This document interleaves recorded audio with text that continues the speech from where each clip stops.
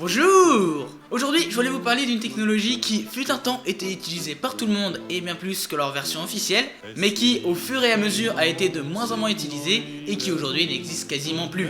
Et oui, aujourd'hui on va parler des torrents, enfin plus particulièrement du protocole BitTorrent, permettant de s'échanger des informations sans besoin d'un serveur central. Alors, dans les années 2000, il y avait un problème qui existe encore aujourd'hui d'ailleurs. Si beaucoup de personnes voulaient accéder à un même fichier, le serveur allait répartir sa bande passante, autrement dit sa vitesse, entre tous ceux qui voulaient télécharger son fichier. Et à une époque où les connexions étaient très lentes, très chères et où peu de services pouvaient se permettre de se payer des bons serveurs, les gens téléchargeaient leur fichier en plusieurs heures et une fois qu'ils l'avaient, ils se barraient, tout simplement. Mais c'est dommage, se dit un petit américain du nom de Bram Cohen. Les gens, une fois qu'ils ont téléchargé un fichier, ils vont juste se barrer et ne rien en faire, c'est du gâchis. Vous allez me dire que c'est normal, oui, mais c'est très chiant. Chaque personne qui possède ne serait-ce qu'une partie du fichier original pourrait, se dit Bram Cohen, à son tour envoyer ses fichiers aux autres personnes qui veulent télécharger le fichier complet. Et ainsi de suite, ceux qui ont téléchargé le fichier vont eux-mêmes le transmettre aux autres, etc., etc. Ainsi, ça fait un cercle vertueux où plus de personnes veulent un fichier, plus la vitesse de téléchargement de ce fichier sera élevée. Et oui, le protocole BitTorrent, c'est juste une façon de transmettre des données. Au lieu d'avoir un seul émetteur de données qui est le serveur et qui est le seul à avoir le droit de transmettre cette information, n'importe qui est à la fois un émetteur et un récepteur. Et puis avec ça, tu rajoutes un système de punition / récompense basique, où si quelqu'un ne télécharge le fichier mais ne contribue pas au système, il va télécharger son fichier plus lentement, que le réseau va prioriser les fichiers les plus rares pour être sûr que tout le système qui est donc autogéré ait bien tous les fichiers. Et on peut aussi rajouter la logique du un donné pour un rendu, où un émetteur va privilégier de donner et envoyer son fichier aux personnes auxquelles il a déjà eu contact. Autrement dit, on a un système de partage de données décentralisé, où chaque personne va commencer à télécharger son fichier, et à partir du moment où il a téléchargé quelques mégaoctets, il va pouvoir lui-même contribuer au réseau. Et en plus de ça, tu rajoutes un système de punition / récompense basique qui favorise les anciens et favorise ceux qui ont déjà participé au réseau. On va faire un petit cours de lexique. Ça, ce sont deux petits mots anglais très importants. Ils sont composés du mot load, qui veut dire charger, et soit de l'adverbe up, ou soit de l'adverbe down, qui veulent respectivement dire haut et bas. Autrement dit, upload, ça veut tout simplement dire charger en haut, et download, ça veut dire charger en bas. Mais alors, charger quoi ? Tout simplement charger des informations. Les mots français sont téléversé et télécharger. Télécharger, on sait tout ce que c'est quand on va voir une version d'un fichier sur notre PC. Ainsi, le serveur qui est situé loin, métaphoriquement vers le haut, va envoyer le fichier vers le bas, vers le client. C'est le download, le chargement vers le bas. Ou téléchargement, c'est-à-dire le chargement d'une information en télécommunication. L'upload, vous l'avez compris, c'est l'inverse, c'est charger des informations vers le haut, c'est nous qui envoyons ces informations au serveur. Alors si je vous explique ça comme j'aurais pu expliquer à un enfant de 5 ans, c'est tout simplement parce que c'est très important de différencier téléchargement et téléversement. Téléchargement, c'est le serveur vers nous, téléversement, c'est nous vers le serveur. Aujourd'hui encore, très peu de personnes savent vraiment ce que c'est que le téléversement, alors que pourtant c'est un mot extrêmement utile en français et qui n'a pas de synonyme. Donc si vous voulez me faire plaisir, utilisez-le.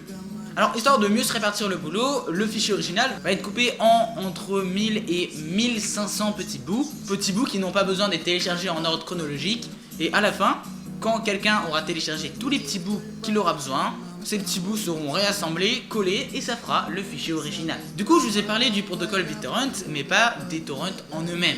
En fait, un torrent, enfin plus particulièrement un fichier .torrent, c'est juste un fichier qui contient les informations pour télécharger le torrent. Plus précisément, ça contient entre autres l'adresse IP du serveur tracker et aussi une empreinte de hachage. Dans la dernière vidéo, on a vu ce que c'était qu'une fonction de hachage cryptographique et que c'était un petit peu comme une carte d'identité, ça permettait de différencier deux fichiers grâce à un petit code qu'on appelle le hash. Et que du coup, ça permettait de différencier rapidement deux fichiers. Mais ce n'est là qu'une des utilisations d'une fonction de hachage. Sa particularité, c'est que chaque hash est unique. Et donc que si le hash est différent, ça veut dire que les informations à la base du hash sont différentes. L'avantage, c'est que c'est un moyen très efficace pour vérifier l'intégrité d'un fichier, pour vérifier si un fichier n'est pas corrompu.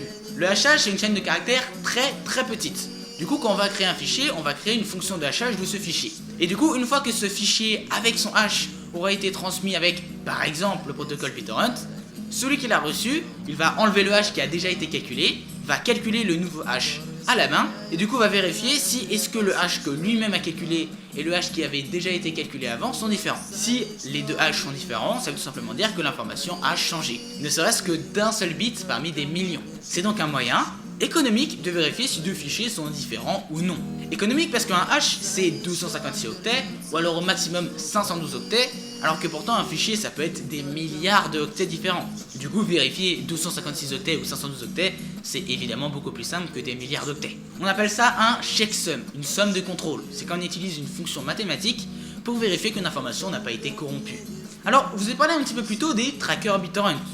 En fait, un tracker BitTorrent, c'est juste un grand annuaire qui va contenir les informations de toutes les personnes qui sont connectées au réseau. Et ainsi, il va pouvoir dire à cette personne, ok, toi tu as téléchargé ton fichier avec lui, lui et lui.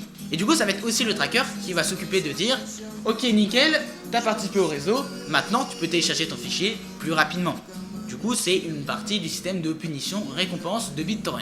Mais par contre le problème principal c'est que vu que c'était lui qui servait d'annuaire, qui servait à lier tous les différentes paires d'un même réseau, et du coup si on voulait faire tomber un BitTorrent, la meilleure façon c'était juste de l'attaquer lui. On le fait tomber, il n'y a plus de lien entre les membres, et c'est bon, le sous-réseau a explosé.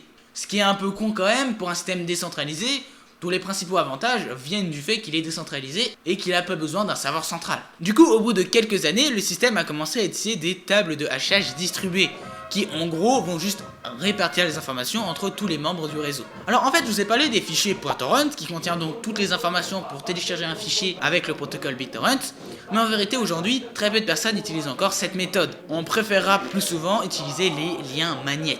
Un fichier .torrent, comme toute information numérique, c'est du texte. Sauf que sa particularité d'être très léger, ça va pas dépasser 1 MO en général. Et vous savez un moyen de transmettre des informations sous forme de texte sur internet? Eh oui, les liens internet, les URL. Elles peuvent être très longues et permettre de se connecter à un site ou de télécharger un fichier. En fait, un lien magnet n'est pas un URL, mais un URN.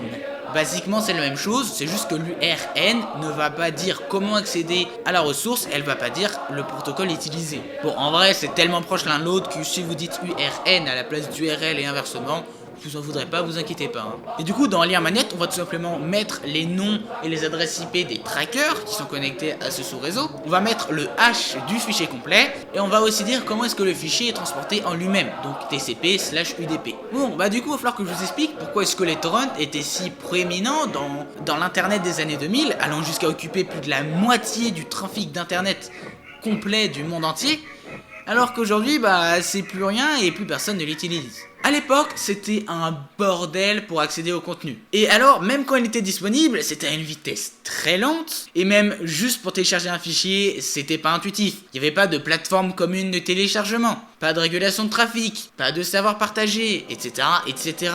Du coup, c'était juste n'importe quoi. Et c'est là que le BitTorrent est arrivé. Il fallait peu de connaissances pour pouvoir l'utiliser. Et une fois qu'on était tombé sur le fameux fichier.torrent, et du coup, on rentrait dans un cercle vertueux où plus de personnes participaient au réseau, plus la vitesse du réseau augmentait. Contrairement à un système plus classique de téléchargement direct, où plus il y avait de personnes qui voulaient télécharger un fichier, plus les téléchargements étaient lents. En gros, c'était les utilisateurs qui se mettaient à l'époque ensemble, histoire d'améliorer la qualité de téléchargement d'un fichier sur internet. À une époque où c'était très mal organisé, très lent et pas du tout pratique. En fait, je pense personnellement que le succès de BitTorrent vient principalement de sa simplicité, de son intuitivité. Et c'était pas compliqué d'utiliser un torrent à l'époque, mais par contre faire un téléchargement direct, c'était une vraie purge. Du coup, je voudrais en profiter pour aussi rappeler aux développeurs que c'est important de développer une nouvelle technologie, mais que c'est tout autant important de la rendre simple, intuitive et ergonomique. Et du coup, vous allez me demander comment est-ce que les torrents ont fait pour se casser la gueule et se refaire doubler par ceux qu'ils avaient déjà doublé à l'époque, les téléchargements directs dits classiques aujourd'hui. Mais la réponse est toute simple, les systèmes se sont améliorés. La raison principale de l'existence des torrents, c'était à l'époque pour pouvoir télécharger facilement des fichiers lourds, beaucoup demandés. Sauf que ce qui était un problème à l'époque ne l'est plus vraiment aujourd'hui. Aujourd'hui, il existe de vraies plateformes de téléchargement de fichiers où il est très facile de téléverser ces fichiers. Aujourd'hui, quand une entreprise va avoir un fichier, il va avoir surtout une armée de serveurs autour. Si un fichier est plus demandé qu'un autre, il va attribuer la majorité de tous les serveurs qu'il a à faire télécharger ce fichier précisément. C'est pas comme à l'époque où tu avais un serveur, un fichier, c'est tout. Aujourd'hui, chaque entreprise a une armée de serveurs et comme de temps en temps il va y avoir un fichier qui va être plus demandé qu'un autre pour une mise à jour par exemple, et chacun de ces serveurs peut servir à faire télécharger à tous les clients n'importe quel autre fichier. Chaque serveur est en fait plus autonome. Et puis pour tout ce qui est de l'intuitivité et de tout ce qui va avec, au fur et à mesure des années, depuis les années 2000, il y a quelque chose de très central dans le développement de tous les logiciels et tous les systèmes d'exploitation entre autres, c'est l'ergonomie. Et du coup, grâce aux nouvelles règles d'ergonomie, grâce à tous ces principes qui ont été développés au fur et à mesure du temps, bah ça avait moins d'intérêt d'utiliser un torrent, et aujourd'hui utiliser un torrent est tout à fait aussi facile que de télécharger normalement un fichier. Voire même il est un petit peu plus compliqué parce qu'il faut avoir un client. Des plateformes d'hébergement gratuites ou payantes ont vu le jour avec des armées de serveurs et du coup le risque d'engorger un serveur précisément est devenu complètement obsolète. Sans oublier qu'en termes de vitesse, les torrents sont très lents. Parce que oui, c'est les utilisateurs qui vont eux-mêmes envoyer les fichiers aux autres. Du coup, la vitesse de téléchargement d'un torrent est toujours proportionnelle à la vitesse de téléchargement moyenne d'une population. Vitesse qui est d'ailleurs très basse en France, on est 19ème sur 224, d'après la Worldwide Broadband Speed League. Et encore on remonte grâce à la fibre et à la 4G/5G. Donc en vrai la vitesse médiane doit être vraiment très basse. Sans oublier que comme je vous l'ai dit, c'est à la fois un cercle vertueux et un cercle vicieux. Et comme le nombre d'utilisateurs ne fait que de chuter depuis 10 ans, bah en vrai c'est plus un cercle vicieux qu'autre chose. La vitesse moyenne d'un torrent est mauvaise, très mauvaise, et c'est pas aidé par le fait qu'il n'y a pas eu de mise à jour majeure de torrent, enfin de BitTorrent, depuis au moins 2007. Et il n'y a rien eu de nouveau depuis à peu près le même temps, il n'y a jamais eu de grosse refonte. Pour simplifier, c'est un protocole vieux de 20 ans qui s'est jamais refait une beauté. Ah oui, et aussi, vu que c'était pas contrôlé par un organisme central, bah du coup il y avait beaucoup de virus et ça l'a achevé. Aujourd'hui, il n'a aucun avantage du côté client par rapport à un téléchargement direct classique. Mais par contre, il a un avantage du côté serveur car il ne demande pas de serveur. Ce qui a l'avantage pour des associations et des fondations populaires mais qui n'ont pas forcément d'argent, de distribuer leur logiciel open source, libre et gratuit, à tout le monde et sans frais. Alors en fait, je vous ai parlé du fonctionnement du protocole BitTorrent, mais pas vraiment de son utilisation. En effet, il était énormément utilisé, surtout pour les téléchargements de films, de musique et de jeux vidéo piratés. Et c'est ça qui l'a rendu connu. En fait, c'est pas le protocole en lui-même qui a permis ça, c'était pas son but premier. C'est surtout une faille du point de vue juridique. Dans énormément de pays, quand tu fais un échange, par exemple de films piratés entre deux personnes privées, et bah tu peux rien faire. Et c'est exactement sur ça que s'est reposé le protocole BitTorrent sans même s'en rendre compte. C'est tout simplement un téléchargement entre deux personnes privées. Contrairement à un téléchargement direct, où c'est un téléchargement entre une personne privée, donc nous, et une personne publique, l'entreprise qui s'occupe du site par exemple. Et du coup là effectivement il y avait des amendes et c'était beaucoup plus facile de sanctionner. Sinon ouais, pas mal de pays ont revu leurs lois dans ce domaine, et les ayants droit du contenu qui était piraté et transmis ont beaucoup forcé pour pouvoir rendre l'utilisation des trackers et essayer d'interdire le protocole BitTorrent, mais en vérité ça n'a jamais vraiment fonctionné.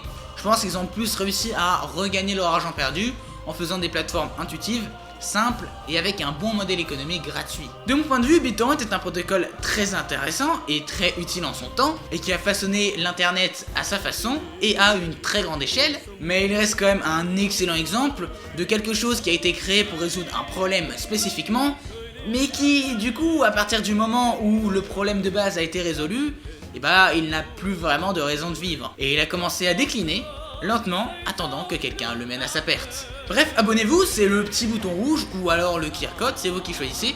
Ou alors, rejoignez-nous sur le serveur Discord.